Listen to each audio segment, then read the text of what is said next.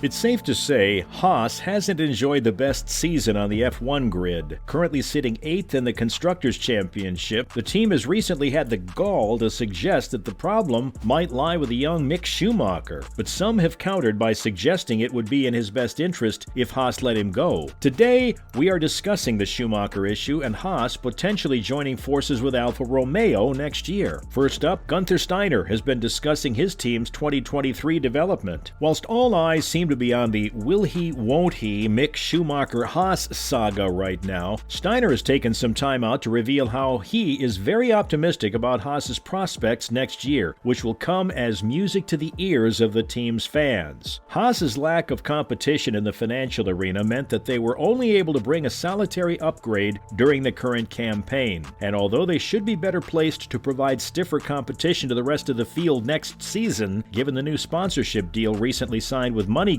they've still lost a lot of ground on their midfield rivals. Haas will be hopeful of securing an 8th place finish in the coming weeks and ahead of the Brazilian this weekend. Steiner said, "Everyone in our team is working flat out on 2023 now. Development is going to plan. I don't know if others are on plan or even better than planned." The team principal then went on to say that he believes they will have a good car for next year, but they can't really get any worse, right? Whilst fans will certainly be buoyed by Steiner's comments, they will surely be wary of another season in the wilderness after plenty of poor performances over the past few years. What do you guys make of Steiner's words for 2023? Schumacher Sr.'s Ferrari has just broken auction records. Stay with us to hear all. Mick's dad Michael is a true legend of the sport. In the 90s and early 2000s, he dominated the sport and won a record 7 drivers' championships, and as such has become synonymous with the Ferrari team. He won his final 5 titles with the Italian outfit, and given the star power of the German ace, the car he won his 6th title in has just sold for $14.9 million at auction in Geneva, Switzerland. The F2003 GA was sold at Sotheby's and easily became the most expensive Formula One car ever purchased at auction. In fact, the previous record was also a Schumacher drive, which sold for $7.5 million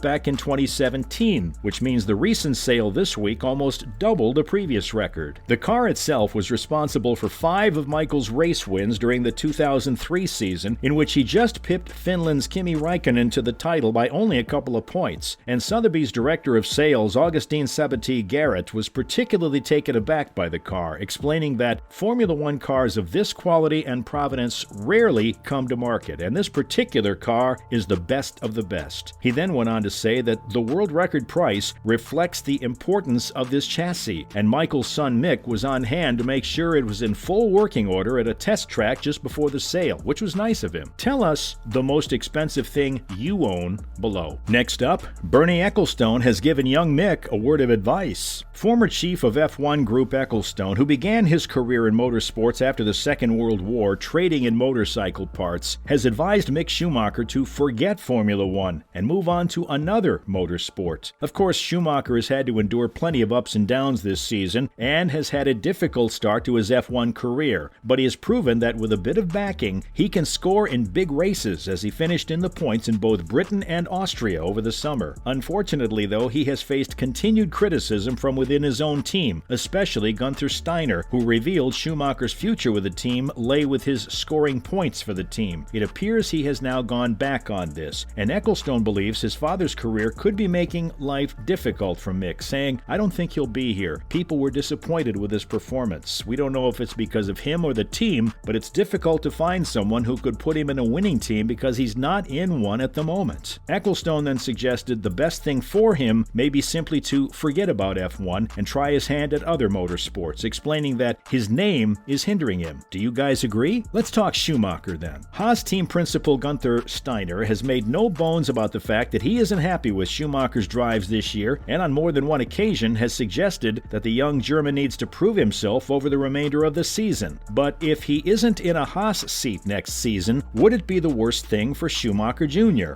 It now appears that Nico Hulkenberg could be given Schumacher's drive next year, but Haas is refusing to rule out Schumacher as of right now. However, if he was given the boot, it would mark the end of a very up-and-down phase of his career. Schumacher obviously doesn't have the talent his father had, not yet anyway, and another thing working against him at this stage of his career is the simple fact that he happens to be driving a car which isn't very good. Should he find a role elsewhere, Schumacher wouldn't have to deal with the shoddy Haas any longer. The drive is old-fashioned, and some even went as far as to compare it with a car we might see on the Flintstones, which of course is just a joke. The only reason Kevin Magnussen performed better than Mick Schumacher when he came in at the beginning of the season was down to experience. Any young driver would struggle in the car that Haas built this year. Do you guys think Schumacher would benefit from a change of scenery? How else could Schumacher benefit from cutting ties with Haas? Well, it's not difficult to see that Haas is going nowhere fast right now, and with the limited budget the American-based team has at the moment, it's a wonder they're attracting drivers at all. I suppose that will always happen with only 20 seats available for an F1 drive per season. As history tells us, F1 is one of the richest sports, but the millions earned in sponsorships are only really dished out to the big boys, which Haas certainly is not. They are currently quite some way off from maximizing their budget cap, despite bringing MoneyGram on board as a sponsor. And while this deal certainly represents a positive for Haas, the gap on the other teams around them isn't going to simply close up overnight. So Schumacher may also take this into account.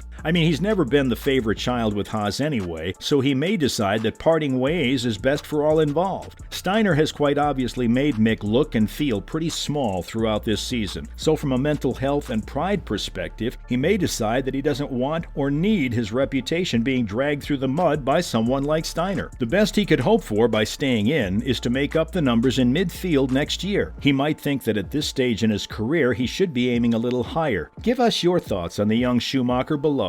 And finally, what about these reports that Haas and Alfa Romeo could join forces? Let's see. Some people around the world of motorsports have suggested that Alfa Romeo could join forces with Haas at the end of next season as the Italian company's deal with Sauber comes to an end. Audi has since confirmed they will take a stake in the team before fully taking over in the coming seasons. Of course, this has sent the rumor mill into overdrive, as it is thought Alfa Romeo holds a strong desire to stay in Formula One, which could work out well for Haas, who have recently acquired MoneyGram as a sponsor, and it just so happens that the MoneyGram colors are the same red, white, and black as Alfa Romeo. I mean, if this isn't a sign, we don't know what is, right? As most F1 fans will know, Haas had to move quickly to bring in a sponsor, having terminated their deal with Uralkali, a Russian company owned by the father of their former driver, Nikita Mazepin. Putin's illegal war in Ukraine ensured Dmitry Mazepin was persona non grata around Haas HQ and F1 events. Whatever happens with Team Haas in the next couple of seasons, most people are of the opinion that they would probably benefit from some sort of upheaval, as they've become a bit stale of late. Would you guys like to see a Haas-Alfa Romeo collaboration? Let us know what you think below. As usual, thanks for joining us today, and remember to swing by again next time for some more fun and games. And don't forget to like, share, and subscribe.